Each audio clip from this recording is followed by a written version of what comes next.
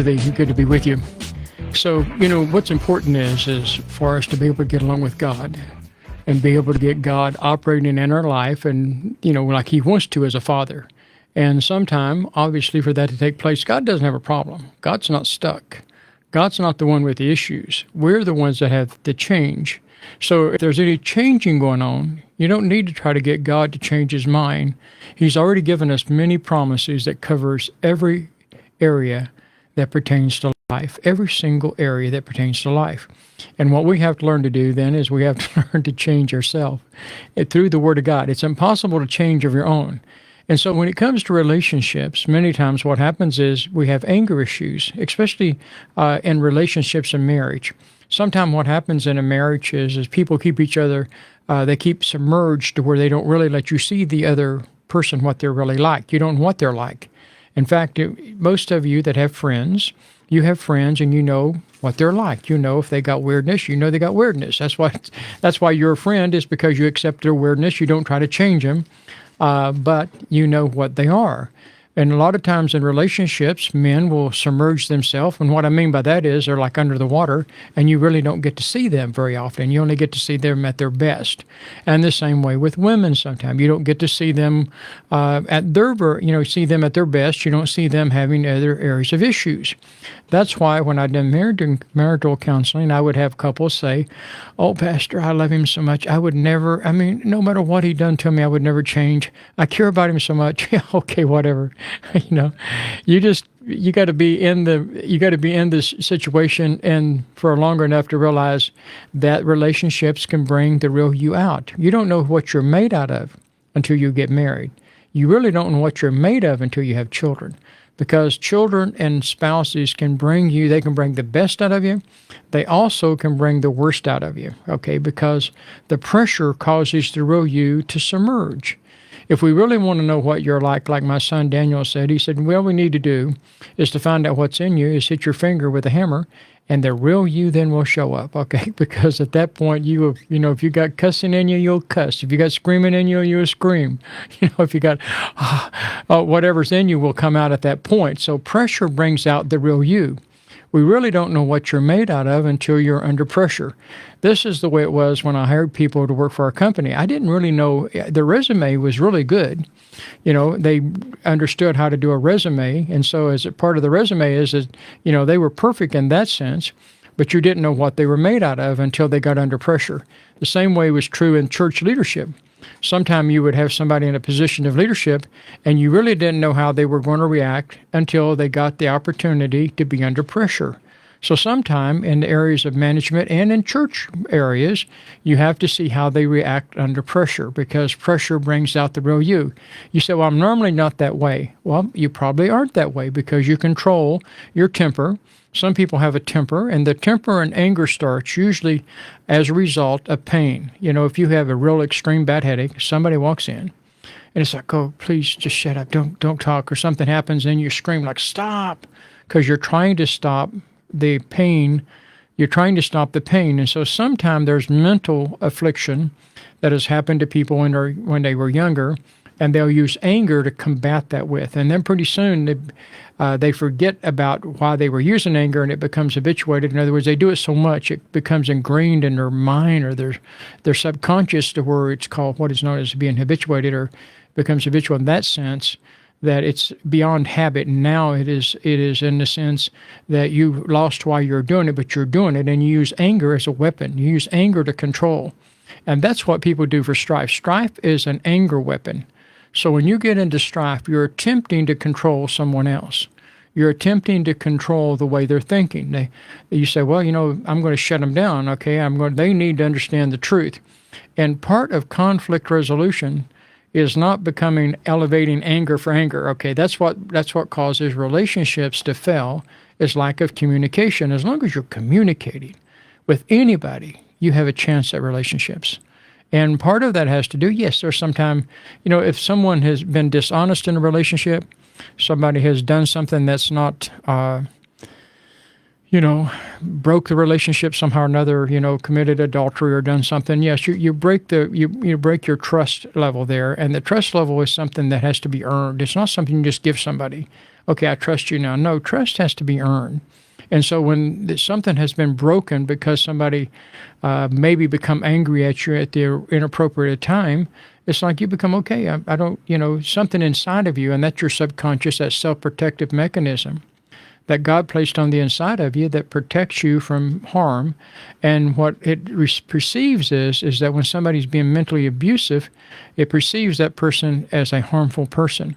And it isn't even on a conscious level. Women sometimes will survive this until they get in their 40s or 50s, and then they're like, I've had enough, Jack, down the road with you. I'm done with this. I'm not going down this road any further.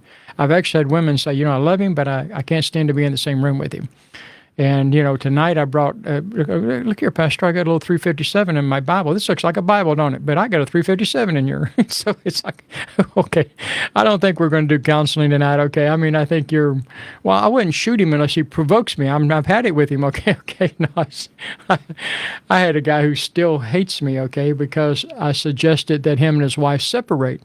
This wasn't this couple, this was another couple. And he hates me today because I suggested, well, she ended up shooting him, okay? And there's a wonder he didn't die, but he still blames me for telling him that he didn't think it was right that a pastor should ever tell you to separate. I felt led from God to say, listen, this relationship's not working. You need to change. She doesn't want to be with you and something going on. And then they had obviously didn't live in this town. They lived in another town. And then anyway, she ended up, shooting him. And so it was like, okay, because sometimes what happens, relationships can bring you to a place. I mean, they can bring you to a place where you'll break is what happens is to you. And so anger and those kind of areas of using strife is a weapon. It's like kung fu, you pull it out of the back and you want to beat somebody up with it. And then you start using tones that are, and what amazing is that sometimes you say things that you really don't mean. You say, well, they wouldn't have said it if they really, they said that to me and they really mean that, or they wouldn't have said it. No, sometimes they're just trying to hurt you because they're trying to hurt back. In other words, when they get hurt, they want to hurt back.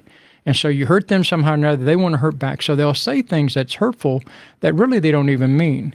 They're just saying hurtful things. They're trying to find something to say mean, and sometimes they get help from the devil because they're just not that sharp to come up with stuff that hurts you that bad. And so sometimes you have to recognize the source of that.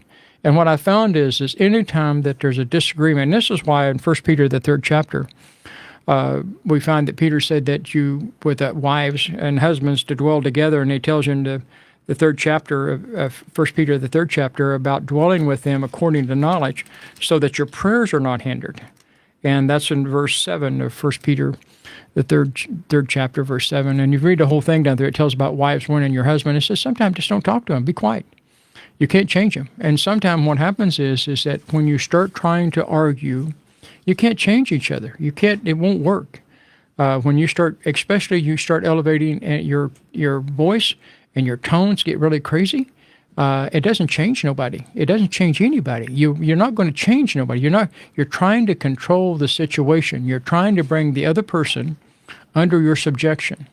And you're trying to make them subject themselves to you, and you want them to shut up and sit down and say, yes, you're right. You're okay. Yes, you're right. I'm stupid, and I don't mean to be this way. So now, Donna Marie, when I was younger, I had, anger. And she learned to deal with me very well. She's like, is this going to be one of those 3 or 4 minute fits, or are you going to be at this about 20 minutes? Okay.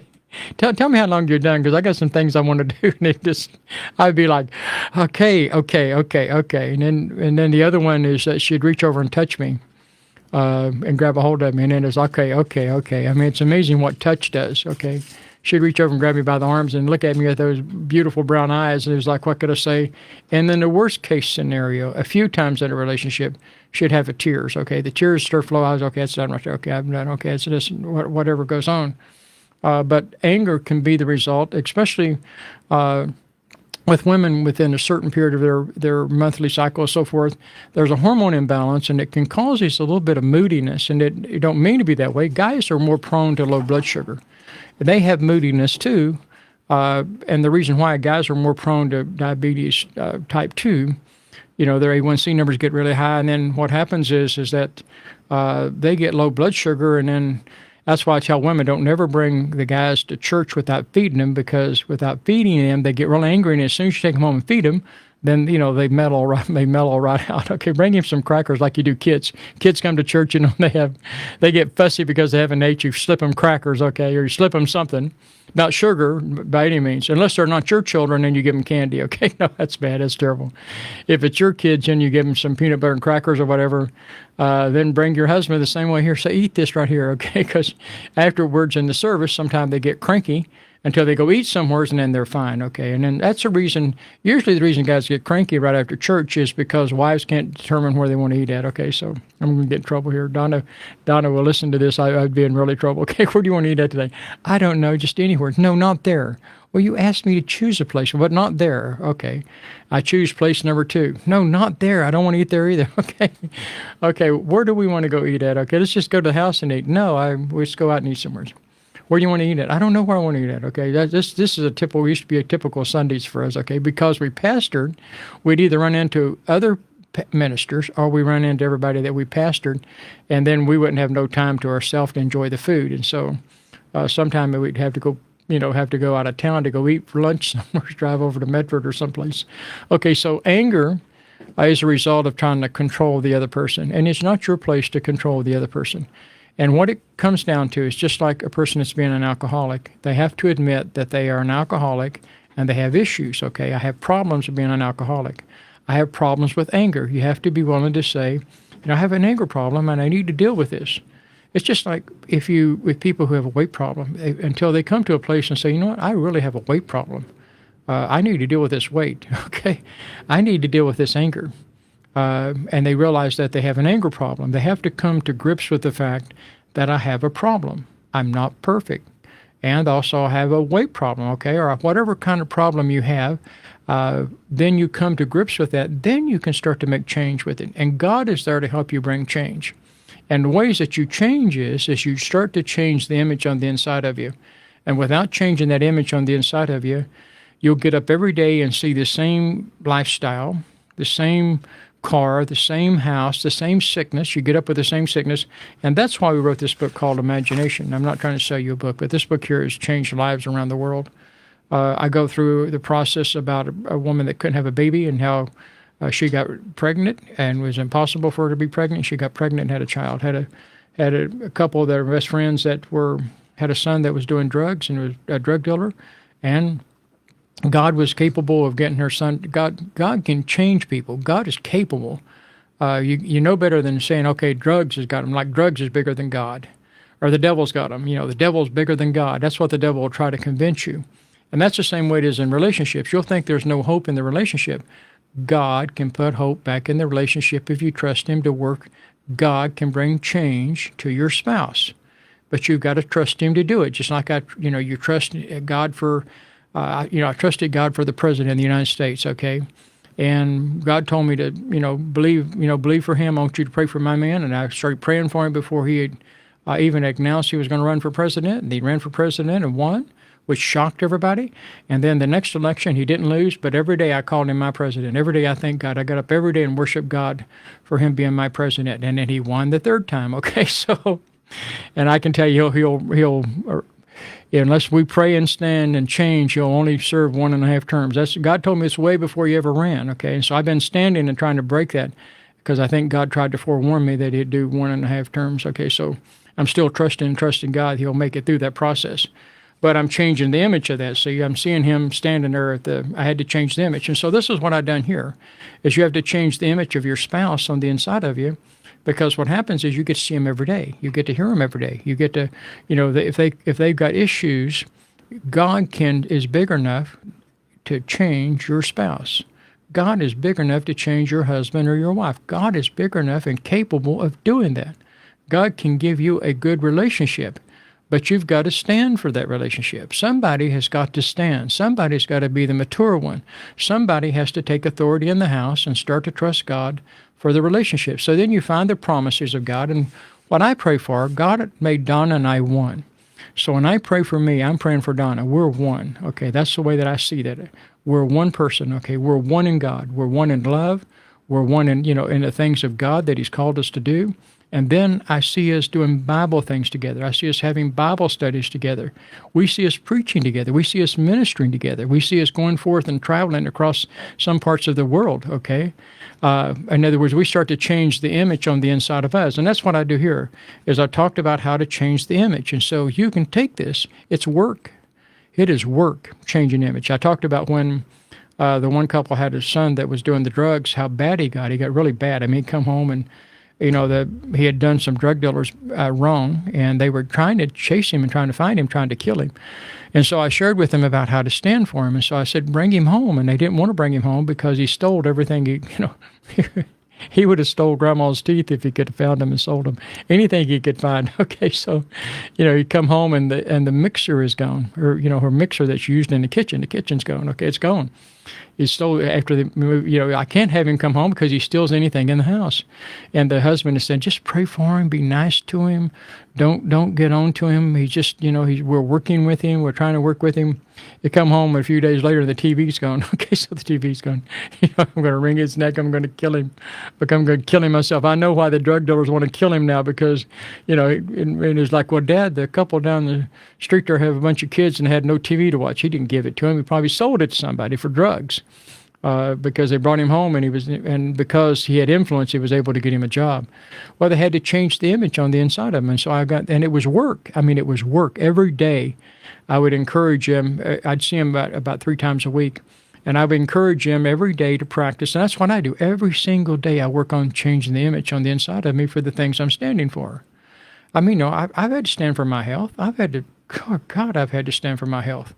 Or some things I had to stand for. I had to stand for my health, and I'm standing for my family now. I started standing for some of my sister Charlene, some of her grandchildren, standing for them. They live and not die. I reach out and touch that screen, and I start to speak to you, and I don't give up. I continue to hold faith, and I don't quit. That's what God is looking for. But I got to change the image of seeing those children then doing godly things, seeing them doing good things in church instead of trying to die. Okay. So I do that. That's when they're sick, so you're seeing them well. And I had to do that with my own grandchildren. I had to see them live. One of them tried to die on us, okay? And so I had to stand for those areas. And it was difficult to stand when they're doing emergency flights over and over again, bring them home, fly them out again to Portland. And, they've done that a number of times and had to stand and say, no, she live and not die, and that cancer has no place to operate in her body system. I do that with my sister Charlene. I do that regularly, okay? And I do that I speak to different ones that I'm praying for. If I'm speaking to, like our neighbors back home, I speak to that sciatic nerve and our neighbor next door. I continue to speak those things that they're healed and live and not die and healed, and speak to their children, call their children by name and pray for them. And that's what I do. That's what God wants you to do, to stand for your spouse. So what happens is, if you don't know how to stand, the best investment you can make is get this book and read it. It'll change you. It changes pastors, because pastors figure out how to grow their church. Sometimes they get stuck and they can't figure out because they come to Sunday morning. They would be shocked if they come to church and their church had doubled. I'd be shocked. They'd be shocked. And so one of the things that happens when I traveled around the United States regularly, we'd have record attendance and record finances. And I was holding services, and some of the services in the churches that the people on TBN at that time, TBN was the largest Christian network at that time. There's some other ones now. But I would show up and I'd be the no-name preacher, and we'd have record attendance. And the reason that we done that is because I would see that church full way before I ever got there. Many times I would go to that church for a conference or something, and I'd see myself, everybody else would slip out and go out, to eat or whatever. I'd go stand on the platform and see myself ministering, and then I'd come home, bring that same image, and God always put me there. God honors what you believe and trust Him for. God is big enough to work with your children. God is big enough to work with your family. But somebody's got to stand. Somebody's got to apply faith. And this is what God said. He said He looked to and fro until He found Abraham. He was looking for somebody to show Himself strong to. God will show Himself strong to you if you'll make a decision. I'm going to stand for my children. If you don't pray for your children and change the image inside of them, then all you'll do is you'll have the same image of them being just like they did with their son being a drug dealer. Okay, that's all the image they had. I had to work with them seeing him in church. And that's what I do. That's why this book here was written. It was written for when there was no hope. Because sometimes what happens is in relationships, you'll get to a place where there's just no hope in the relationship. And it's terrible because what happens in divorces, it takes 14 years to recover from a normal divorce. You say, well, I can recover much faster. If they don't, because of and if you have children involved, sometimes it can take longer. Christian divorces take about 7 years. What a hope. Okay, 7 years to recover because of the affliction within involved. And so what happens is divorce recovery, those kind of areas, God is big enough. And most women who's been married, and men, said, I wished I could have worked it out with my first one. As much as I love the second and third and fourth one, I wished I could have worked it out with the first one. Okay. But again, somebody's got to stand for their children. Somebody's got to pray for their children. That's why you take the book and you read this book probably about 10 times, 15 times. I read books over and over again. I read them over and over again. I read them over and over again. I read them over and over again. And go back and listen to the earlier podcasts that I've done, the earlier programs I've done about the book, and it will help you listen to it over and over again. And so, as I said, for churches and pastors, this is what Dr. Cho did of South Korea. He's gone home to be with Jesus now, but he took a church of hardly nothing and had, at that time, was the largest church in the world. Now, there's some churches now that are larger. They're coming on. I'm telling you, they're coming on in the African continent. They're coming on. They're mightily moving on. And they would see the church grow, and they would see they would see the church services and, double and see number of the time of people that they had. And because what happens is they come in every Sunday morning, they see the same amount of people. And that's what they expect. They don't know that's what they expect, but they'd be shocked if their church service doubled. If people were lined up to get into the service, they'd be shocked because that's the image they have inside of them. Just like they were shocked when they started changing the image about their son doing drugs. They were shocked. He didn't change at all. It took about 4.5 months. Almost went on, got through about 4 3/4 months, I think, something like that, 4 months and something. And then he come home on a Sunday, born again, had been to church and got born again. And I talk about that in the book, but they almost gave up a few times. They just said, God, he's getting worse. And this is the reason that the disciples had problems praying for people. The devil will call your bluff. You say, hey, I raise you $50. The devil's like, okay, I'll raise you 100. He'll call your bluff on you. I'll bring more trouble to their life. I'll show you how bad I can be. I'll show you who's in charge. And the devil will convince you that he has them over God. God is bigger. Remember, I told you, I was walking through the sawmill, and I told God that the devil had my brother. And I didn't know at the time what I had said, but I realized I upset God. And so I ran over there where nobody could see me and fell on the floor. And I said, God, I don't know what I said, but I've upset you. And all of a sudden I heard this voice come through the sawmill. It sounded like a freight train coming. The sawmill's loud anyway. And I heard this loud voice saying, I am bigger than God. I mean, it shook me. I got chills all over me just talking about my arms right here. Got chills all over me right now just talking about this, just the experience of God. He said, I am bigger than the devil. God is bigger than any drugs. But somebody's got to pray and somebody's got to stand. You got to find scriptures, and I go through the 6 steps in here of what brings change to you. Step 1, find God's promises with specific scriptures. 2, believe that you receive it when you pray. Step 3, call those things which be not as though they are. Step 4, use your imagination by practicing living visualization. And then you start to put action to it. That's what's important. So that's why this book right here is changing. Churches are changing. Pastors are changing. Pastors have finally figured out this was written for people that were dying with no hope whatsoever. Children with drugs, couldn't be pregnant. I go through a number of things in here. When I worked in the sawmill, I had just a terrible time with the guys being bad, but I ended up working on getting them born again. I didn't lead them to Jesus, but I trusted God for their salvation. And so you can trust God for the salvation of your family, but somebody's got to stand. Are you with me on that? That's why I take something like this and I read it over and over again. And this would be, I wish I would have had this book when I was first young, because this book changed my life. I pulled this series because of a major denomination one time early on in about 70s and 80s, gave me a hard time about it. So I pulled this. And then Donna, I had a cassette tapes back then, and she would slip 4 cassette tapes to people. They'd say, we got problems going on. And Donna would slip the cassette tapes to them. Okay, give them to them. And, I promised God I'd never let a denomination control what we're doing. That's why I don't belong to certain denominations, is I can do what God, and I can teach things uncompromising, regardless of what somebody else thinks. But again, this material here, if you listen to it, it can help cause you to get fully persuaded at what God had promised God's able to perform. And that's what Abraham had. Abraham was fully persuaded at what God had promised God was able to perform. So believe with me for miracles and healings and salvation this week is coming in the service there in Colorado. The last time we were there, we had 8 people get born again, 8 women. Actually, it was more than that, but I kept it down. I wanted to make sure I didn't want to make any numbers higher than that, but the 8, I know 8 for sure, and it probably was more than that. And we had 16 that got filled with the Holy Spirit. And so, pray with me and believe for that in services. Pray for me anytime. Just start saying, God, I'm praying that you'll use Brother Tim around the world, and see me on the different networks, and stand there with me. That's what I'm doing. I'm seeing myself on different networks, and so we're working towards all of that right now. So anyway, thank you for being with me. Thank you very much.